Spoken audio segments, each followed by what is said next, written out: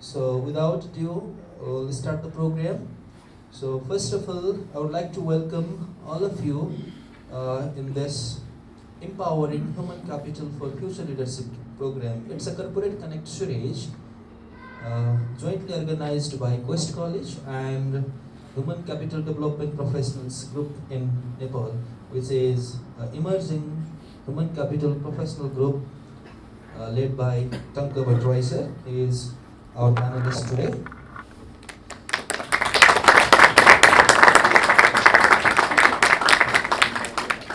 So Quest College normally focuses on developing human professionals through formal education, but we feel that is not enough to make you competent to the global market. We not only focus on what you are taught inside the classroom, but we focus on what is beyond the classroom. So we have been organizing different activities. This is the first of its kind, and this is a series. For our own kind of obligation, we have kept the word series that will compel us to organize other programs as well in the future. So, first of all, I would like to welcome all of you to the board, all of the professionals, and before beginning, I would like to request two of our students, Angela and Sudeep, to welcome our panelists with Khada and love, let's say. Advisor is Vice President of Human Capital at Sankar Group.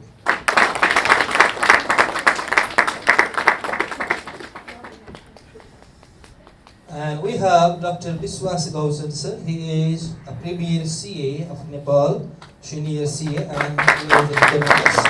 So I would like to request Dipesh Dahal sir. He is head of Caritas Nepal to present his sit presentation, and then we'll start the panel discussion based on that. यो चाहिँ humanities कसरी start हुन्छ र कसरी end हुन्छ भन्ने साइकलले define गरेको छ। फर्स्टली हामी अर्गनाइजेसनको प्लानिङ गर्छौँ, वी आर प्लानिङ के गर्ने भनेर। त्यस पछाडि रिक्रुटमेन्ट एन्ड सेलेक्सन्स, ओरिएन्टेसन्स, सोसियलाइजेसन्स, यो कुराहरू त हजुरलाई थाहा छ है? थाहा छ नि यो कुरा? थाहा छ। त्यस पछाडि अब जब अर्गनाइजेसनमा इन्ट्री हुन्छ, staff development, leadership, supervision, motivation, performance appraisal, directing and controlling, यो कुन पहिला हुन्छ कुन पछि हुन्छ केही थाहा छ तपाईँहरूलाई? मोटिभेसन पहिला हुन्छ कि स्टाफ डेभलपमेन्ट पहिला हुन्छ, लिडरसिप पहिला हुन्छ कि पर्फर्मेन्स म्यानेजमेन्ट पहिला हुन्छ? They are the ongoing process जुन चाहिँ कन्टिजेन्सीमा बेस्ड हुन्छ। तपाईँलाई हामी अहिले अर्गनाइजिङ पहिला अथवा स्टाफ डेभलपमेन्ट पछि भन्न पनि सकिँदैन, अथवा स्टाफ डेभलपमेन्ट गरेर चाहिँ हामीले अर्गनाइजेसन स्ट्रक्चरमा प्लेस गर्ने पनि हुनसक्छ। त्यो कारणले गर्दाखेरि यी कुराहरू अनगोइङ र they are based on contingency factors. So यसलाई हामीले यही नै पहिला यही नै पछि भनेर कतै ऱ्याङ्क गरेको पाइँदैन। त्यस पछाडि जब अर्गनाइजेसनको इन्भल्भमेन्ट अथवा रिटेन्सन सकिन्छ, हामी स्टाफ सेपरेसनमा जान्छौँ, उसले अर्गनाइजेसन छोड्छ, या त फेरि रिअर्गनाइजेसन प्लानिङमा रिस्ट्रक्चरमा इन्ट्री हुन्छ। सिम्पली यो एचआर साइकल हो जुन हजुरहरूलाई मैले देखाएँ। If you want to go in HR, that is the most important thing you need to learn. That was the thing. Be independent, be confident, have a very good communication skills, be smart, and always have a learning attitude. Because MBA सकिने बित्तिकै कुनै पनि कम्पनीजले म्यानेजरको जब दिँदैन. You have to start from zero. Or in the beginning of MBA, you join somewhere so that you can upgrade yourself after your MBA. Right? I have come to realize कि मलाई पनि त्यो पहिला न्युजपेपरमा आउँदाखेरि एकदम रिस उठ्थ्यो कि त्यो ब्याचलर पास भन्थ्यो 5 years of experience. अनि यार ब्याचलर पास एन्ड एक्सपिरियन्स म के 30 वर्षमा जुनियर अफिसरको काम गर्थेँ. I used to think like that, but now I realise कि यस्तो यस्तो कुराहरू पनि हुँदो रहेछ कि जसले चाहिँ हामीलाई त्यो ग्रोथमा पुग्न दिँदैन क्या। So and you can like a MBA student हुनुको एउटा बेस्ट फाइदा चाहिँ के छ भने you can come all of those abilities within a 6 month of period. Because MBAलाई सबै थ्योरिटिकल नलेज आउँछ, दे नो एभ्रिथिङ, बट प्र्याक्टिकल्लीमा they need at least a 6 month of period. So you can upgrade that skills within MBA, then you, of course, you will become a manager after MBA if you develop this kind of skills. So yeah, thank you. I guess I do not have much to say. Just if you develop communications, be independent, be confident, and have a learning attitude always. So that because these things comes from experience, and have a lots of case studies so that your MBA becomes the experience.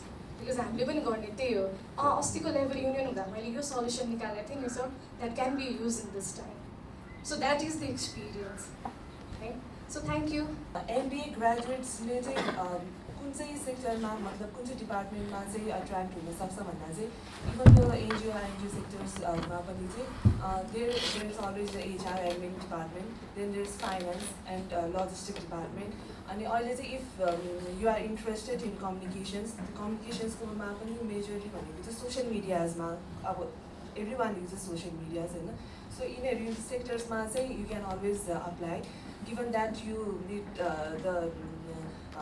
you meet the criteria. त्यसमा अब suppose you want to work for an NGO, INGO, अब in HR, let's say HR department. त्यसमा चाहिँ normally what NGO, INGO expectors they want to hire someone who has experience in NGO, INGO side, not in corporate sectors. So what you can do is because your अहिलेको time is learning time, you don't go after money. अहिलेको टाइममा चाहिँ you work as a volunteer, you intern, होइन त्यही भएर चाहिँ अहिलेको टाइममा even though you are studying, you can manage time. Part time, there's always an option. So you can volunteer if you are really interested to go in NGO, INGO sector. So you can volunteer, you can approach different NGOs, INGOs, and this you can share your interest, and this based on the availability, they can call you for a volunteer. And after working for like 5 months, 6 months, then अब त्यति बेलामा ठिकको opening हुनसक्छ अरू तपाईँले हुन्छ जुन इनिसिएटिभ्सहरू देखाउनुहुन्छ जुन लर्निङको जुन देखाउनुहुन्छ त्यसपछि चाहिँ उहाँहरूले नै तपाईँहरूलाई नि because if you prove yourself त्यो त्यही नै मेजर तपाईँको इन्टर्नसिपमा अथवा जेमा पनि त्यो that would be the most important factor so you need to prove yourself त्यही भएर चाहिँ त्यस्तो अपर्च्युनिटिजहरू तपाईँले हुन्छ नि कतैबाट आउँछ भनेपछि नट ओन्ली इन एनजिओ आइन्जिओस अरू कुनै पनि सेक्टर्समा आउँछ भनेपछि चाहिँ पैसा थोरै छ टाइम मिलेन म जान्न भन्नुभन्दा नि this is the time that you need to sacrifice certain हुन्छ नि तपाईँको लेजर टाइम चाहिँ त्यही भएर चाहिँ तपाईँले चाहिँ कुनै पनि सेक्टरमा चाहिँ आफूलाई चाहिँ अहिले यो लर्निङ पिरियड हो भनेर चाहिँ तपाईँले चाहिँ आफूलाई त्यसमा चाहिँ गराउनु पर्ने हामी नलेज स्किल र एटिट्युडको कुरा गर्छौँ यो तिनवटामा नलेज आफ्नो ठाउँमा रह्यो त्यसभन्दा माथि स्किल त्यसभन्दा माथि पनि एप्टिट्युड हो नलेज भनेको त तपाईँले जुन सेक्टरमा काम गर्नुहुन्छ त्यसमा चाहिँ हामी पढ्न सक्छौँ पढ्ने भने फर्दर प्रोसेस हो एटिट्युड डेभलपमेन्ट चाहिँ सबैभन्दा क्रिटिकल हो भनिन्छ हस्पिटालिटी इन्डस्ट्री एटिट्युड सेटिङको मामिलामा चाहिँ एकदमै स्ट्रिक्ट हुन्छ जस्तो लाग्छ प्लेन नभए पनि इँटा नै बोकेर हिँडेर देख्छु म पनि यहाँनिर कलेजमा होइन त्यो एटिट्युड डेभलपमेन्टमा कुरा गर्दै गर्दा हामीले नलेज स्किल र एटिट्युडलाई कुन चाहिँलाई सबैभन्दा माथि राख्ने इम्प्लोइको लागि कस्तो खालको एटिट्युड सेप गर्नुपर्ने जरुरी देखिन्छ अब हामीले leaders are made not born पनि भन्छौँ कहाँ चाहिँ entrepreneurs are born not made पनि भन्छौँ यो कन्ट्राडिक्टरी पनि छ इस्युजहरू सबैजना इन्टरप्रेन्योर ब्याकग्राउन्डबाट पनि नहुनसक्छ तर इन्टरप्रेन्योरसिपको त्यो स्पिरिट बोकेर आएको पनि हुनसक्छ कहिलेकाहीँ कति चिजहरूले चाहिँ ब्याक बनिराखेको हुन्छ यसमा कसरी ब्लेन्ड गर्न सक्छौँ हामीले यी सबै चिजहरूलाई धन्यवाद सबभन्दा पहिला त हस्पिटालिटी इन्डस्ट्री भनेको असाध्यै डिसिप्लिन मेन्टेन गर्नुपर्ने इन्डस्ट्री हो किन भन्दाखेरि यो इन्डस्ट्रीमा यदि डिसिप्लिन राम्रो छैन भने पहिलो कुरो त त्यहाँबाटै फेल हुन्छ हेर्नुहोस् डिसिप्लिन भनेको यो हो कि तपाईँलाई ग्राउन्ड लेभलदेखि नै सबै डिपार्टमेन्टमा डिसिप्लिनको कुरा सिकाइएको हुन्छ इभन हस्पिटालिटी इन्डस्ट्रीमा कसरी बस्ने कसरी खाने कसरी बोल्ने अथवा चाहिँ कसरी व्यवहार गर्ने भन्ने कुरा सिकाइएको हुन्छ जुन चाहिँ बिल्कुल बेसिक कुरा पर्छ है ती फन्डामेन्टल कुराहरू हाम्रो हस्पिटालिटी इन्डस्ट्रीमा काम गर्ने इम्प्लोइले जान्नु भएन भनेदेखि उसले कसरी गेस्टसँग चाहिँ एप्रोच गर्छ गेस्टसँग एप्रोच गर्दाखेरि गेस्ट सेटिस्फाई हुन्छ कि हुँदैन गेस्टको कम्प्लेन आउन सक्छ त्यही कारणले गर्दाखेरि उसलाई चाहिँ यो बेसिक फन्डामेन्टल ट्रेनिङ चाहिँ दिइराकै हुन्छ हेर्नुहोस् यो चाहिँ अन द जब ट्रेनिङ हुन्छ जब हामीले इम्प्लोइलाई हायर गर्छौँ हायर गरिसकेपछि उसलाई ओजेटी गराउँछौँ हेर्नुहोस् है ओजेटी गराउँदाखेरि उसलाई कहीँ लैजाँदैनौँ ऊ डिपार्टमेन्ट इन्टर डिपार्टमेन्टभित्रै नै पनि जेनरल ओजेटी गराउँछौँ अझ त्यति मात्र नभइकन अहिले त क्रस एक्सपोजर ट्रेनिङ पनि भनिन्छ जुन ट्रेनिङले गर्दाखेरि इम्प्लोइलाई के हुन्छ भनेदेखि एउटा डिपार्टमेन्टबाट अर्को डिपार्टमेन्ट जाँदाखेरि साँच्चीकै त्यो डिपार्टमेन्टमा त्यो इम्प्लोइ इन्ट्रेस्ट नभएर अर्को डिपार्टमेन्टमा को इन्ट्रेस्ट हो कि भन्ने खालको पनि एउटा म्यानेजमेन्टले आइडिया पाउनु भएको कारणले इम्प्लोइलाई त्यसै क्रस ट्रेनिङ पनि गराउँछ यस डिपार्टमेन्ट वाइज है। अब सरले अहिले भन्नुभयो मलाई के यस नलेज स्किल र एप्टिच्युडको कुरा। एटिच्युडको सवालमा त जो चाहे एमबिए नै गरोस्, चाहे एमटिटिएम नै गरोस्, अथवा एमएचएम नै गरोस्, बिएचएम नै गरोस्, यदि उसको एटिच्युड पोजिटिभ छैन भने अर्गनाइजेसनमा हस्पिटालिटी इन्डस्ट्रीमा लिँदैन। हस्पिटालिटी भन्नासाथ के हो त भन्दाखेरि जब कोही गेस्ट आउँछ त्यो गेस्ट त त्यो इन्डस्ट्रीमा खाना नपाएर अथवा सुत्न नपाएर आएको त होइन, उसले त्यहाँ आउनु भनेको त्यो खालको ग्रिटिङ्स पाउँछ, त्यो खालको वेलकम पाउँछ, त्यो खालको चाहिँ नि व्यवहार पाउँछु भनेर चाहिँ ऊ त्यहाँ आएको हुन्छ। कति थकान भएर आएको हुन्छ, कति रेस्ट गर्छु भनेर आएको हुन्छ। जबकि फर्स्ट इम्प्रेसन नै डिपार्टमेन्टबाट अथवा फ्रन्टबाट चाहिँ बिग्रियो भने उसको ओभरअल स्टेज जतिसुकै तपाईँले सेटिस्फ्याक्सन नै दिलाए तापनि ऊ सेटिस्फाई हुँदैन। त्यो कारणले गर्दाखेरि हस्पिटल इन्डस्ट्रीमा चाहिँ नि असाध्यै सिन्सियर हुनुपर्छ ताकि गेस्टलाई सुरुदेखि बिगिनिङदेखि until end unless should not get departure from the organisations हामीले हर एस्पेक्टबाट हेर्नै पर्छ ताकि गेस्ट सेटिस्फाई हुन्छ। अहिले बाहिर उठाउनु भएको थियो सरी अलिकति उ गरेँ मैले रेफरेन्सबाट बढी लिन्छ हस्पिटल इन्डस्ट्रीमा भन्नुभएको थियो, मैले सुनिरहेको थिएँ विषय। नर्मल चाहिँ रेफरेन्सबाट लिनु कारण चाहिँ के चाहिँ छ त भनेदेखि हो टेक्निकल इम्प्लोइ हामीले लिन्छौँ नै पनि नलिने होइन, तर रेफरेन्स चेक गर्नुको कारण चाहिँ नि उसको एटिच्युड कस्तो छ भनेर हो कि खास चाहिँ उसले होटलमा उसको कलिग्सहरूसँग कसरी बिहेभ गरेको छ, उसको डिपार्टमेन्टहरूसँग कसरी बिहेभ गरेको छ, उसको काम गरेको तरिका कस्तो छ, यी सबै कुराहरू लिनको लागि विशेष गरी चाहिँ रेफरेन्स चेक गर्नु सक्नुहुन्छ। कसैले राखिदिनुहोस् है भन्दैमा राख्दैन गर्नुहोस् है। यदि ऊ जतिसुकै राम्रो नै भए पनि जेसुकै भए पनि उसले गर्ने बिहेभ चाहिँ रङ छ, इन्डस्ट्रीको लागि चाहिँ ह्याम्पर पर्छ भने त्यो राख्दैन। एकचोटि ह्याम्पर भइसकेपछि त्यो गेस्ट एकचोटि हामीले लुज गऱ्यो भने फरेभर हामीले लुज गर्छौँ। त्यो कारणले गर्दाखेरि हामीले एक्सक्युज भन्ने शब्दै हुँदैन त्यसमा हस्पिटल इन्डस्ट्री। त्यो कारणले हस्पिटल इन्डस्ट्रीमा चाहिँ सिन्सियरै भएर असाध्यै पोजिटिभ एटिच्युड भएको क्यान्डिडेट, असाध्यै नै तपाईँको चाहिँ डिसिप्लिन आफ्नो ग्रुमिङदेखि सबै कुरा मेन्टेन गर्न सक्ने क्यान्डिडेटलाई विशेष प्रायोरिटी दिएर राखिन्छ हस्पिटल इन्डस्ट्रीमा चाहिँ। सरले नलेज स्किल एप्टिच्युडको सवाल भन्दा फेरि पनि यसलाई अलिकति मैले थोरै जोड दिन चाहेँ। नलेजको सवालमा चाहिँ विशेष गरी टेक्निकलमा स्पेसली किचन र सर्भिसमा चाहिँ हामीलाई नलेज बेसमा छ हामीले क्यान्डिडेटलाई नलेज अनि के स्किल पनि त्यत्तिकै हुनुपर्छ। यदि नलेज र स्किल दुइटै चाहिँ राम्रो छ भनेदेखि प्लस उसको ग्रुमिङ पनि त्यत्तिकै राम्रो हुनुपर्छ। अरू इन्डस्ट्रीमा जस्तै इन्सुरेन्समा अन्य इन्डस्ट्रीमा चाहिँ तपाईँको थोरै तपाईँको चाहिँ लेस माइन्ड नगर्नु होला, कसैको अम्ला काटिएको छ, एउटा अम्ला छैन अथवा 6वटा अम्ला छ, अथवा चाहिँ उसको प्रेजेन्टेबल छैन भने हामीले लिँदैन होटल इन्डस्ट्रीमा चाहिँ नर्मल चाहिँ। किन भन्दाखेरि यसमा त उसलाई हामीले ब्याकअप चाहिँ अफिसमा राखेर काम गर्छौँ, डेभलप गराउँछौँ, यदि त्यसको लागि सुटेबल छ त्यो चाहिँ गराउँछौँ होइन। तर फ्रन्ट अफ द हाउसमा गेस्टको नजिक बसेर काम गर्न चाहिँ नर्मली हामीले त्यस्तो इम्प्लोइलाई चाहिँ प्रायोरिटी दिँदैन। तर राख्न चाहिँ हामीले फेरि अहिले सरले भन्नुभयो सबै डाइभर्सिफाइड पिपल चाहिँ राख्छौँ नै हामीले पनि, ताकि त्यहाँ चाहिँ मिक्सअप भइसकेपछि के हुन्छ रिजल्ट साँच्चीकै राम्रो देखिन्छ। म चाहिँ अभिषेक रिसाल अहिले 3rd ट्राइमेस्टरमा गर्दैछु। सो मेरो क्वेसन चाहिँ डिफ्रेन्ट पार्टमा सुरुमा चाहिँ एचआरबाट जान चाहन्छु।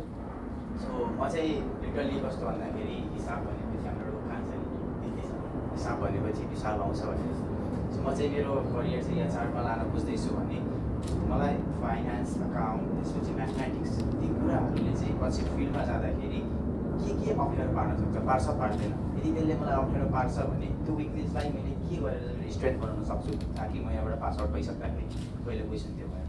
दोस्रो क्वेसन हामीहरू यहाँबाट अब एमबिए पढ्दैछौँ, सायद 1-1.5 वर्षमा ब्याक लागेन भने बल्ल ग्रेजुएट हुन्छ। त्यति गर्दाखेरि 26-27 वर्षको हुन्छ र हामी एचआरमा करियर लिएर जाँदाखेरि बिङ 27 इयर्सको हुँदाखेरि हामीले 40 इयर्सको 45 इयर्सको पिपुलसँग डिल गर्नुपर्ने हुन्छ। हाम्रो लेभलभन्दा उहाँको लजिकल थिङ्किङ अलिक बेसी होला, त्यसलाई कसरी डिल गर्न सक्छौँ।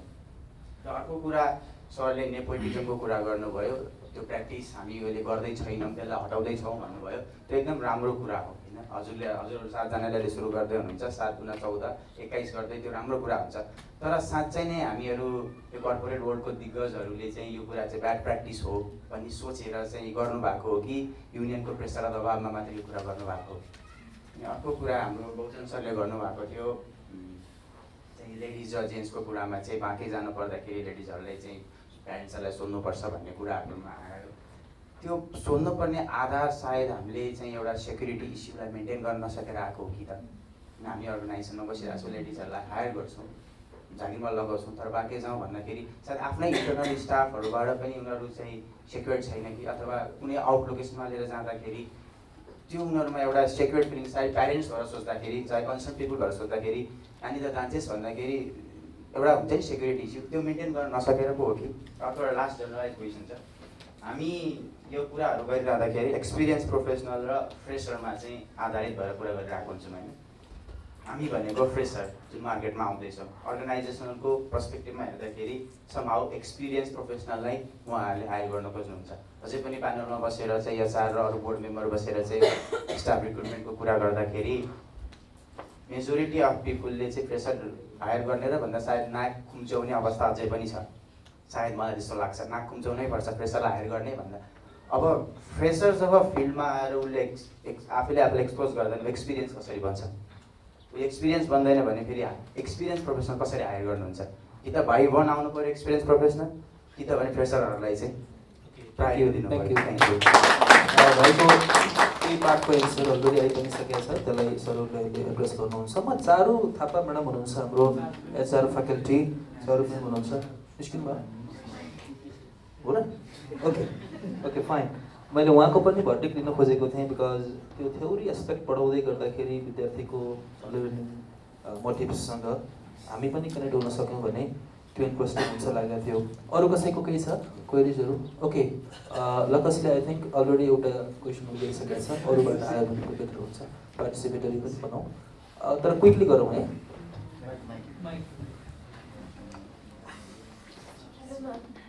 म चाहिँ ससिरा नम्बरको, अहिले चाहिँ म 6th सेमेस्टरमा छु। मेरो क्वेसन चाहिँ अन्जना म्यामले हो। अनि उहाँले भन्दै हुनुहुन्थ्यो कि जस्तै एमआइएसमा बल्ल बल्ल मैले भनेर एउटा फिमेल इम्प्लोइ राखेँ, अनि उहाँले 6 महिनामै छोडेर जानुभयो। अनि त्यसपछि चाहिँ हामीले त्यसमा फिमेलै लिन छोड्यो भन्नुभयो होइन। अनि मैले सोध्न खोजेको चाहिँ अब एउटा फिमेल आएर उहाँले छोड्यो भन्दैमा अब जेनरलाइज गर्न मिल्छ र भनेको, त्यसपछि छोडिदिने नै अब लिन छोड्ने कि? Okay, we got your point. Anything else? Okay, yes. Okay, I'll come to that point. Yes. बोल्दै गरौँ, माइक आउँदै गर्छ। मेरो क्वेसन चाहिँ टक्क सरलाई हो। आफ्नो इन्ट्रोडक्सन दिनुहोस् है। मेरो नाम चाहिँ श्रेया कुटु, म एमबी 5th ट्राइमेस्टरमा छु। मेरो क्वेसन चाहिँ फर्स्ट क्वेसन चाहिँ टक्क सरलाई छ। सरले जुन पहिला मेकानिकल इन्जिनियरिङ गर्नुभयो भनेर भन्नुभयो नि होइन, मेकानिकल इन्जिनियरिङबाट अहिले तपाईँ एचआर हुनुहुन्छ नि, त्यो बिचको ग्याप चाहिँ हजुरको केही प्रब्लमहरू अथवा केही च्यालेन्जेसहरूको बारेमा चाहिँ हजुरले सुनाउनु हुँदा भयो। अर्को खासमा म चाहिँ मार्केटिङ स्पेसलाइजेसन स्टुडेन्ट हो। अब जस्तै त अब जेन्डरको कुरा आएको थियो, मार्केटिङ सेक्टरमा भन्दाखेरि चाहिँ जेनरली मार्केटमा हेर्दाखेरि चाहिँ नि मेजर मेलहरू मात्र जान्छ भन्ने जुन कन्सेप्ट हुन्छ मार्केटिङमा।